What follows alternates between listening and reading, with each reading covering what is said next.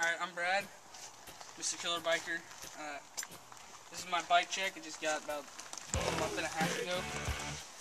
This is Subrosa Malum Street. And then we'll start up here in the front with the Fit Street Signature with Primo spokes. And we got Shadow Tread with the Subrosa hold-on stem, the Subrosa bars. We got the Tektro brake lever, Odyssey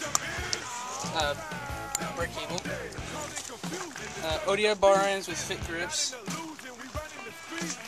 and then with the seat, it's Odyssey PC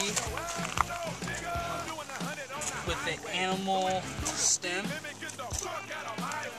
and with the sprocket we have a Subrosa with a half-length shadow train with shadow pedals. In the back is a Odyssey hazard light, I think, laced to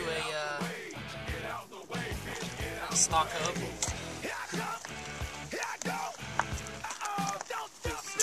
Shadow tread in the back wheel.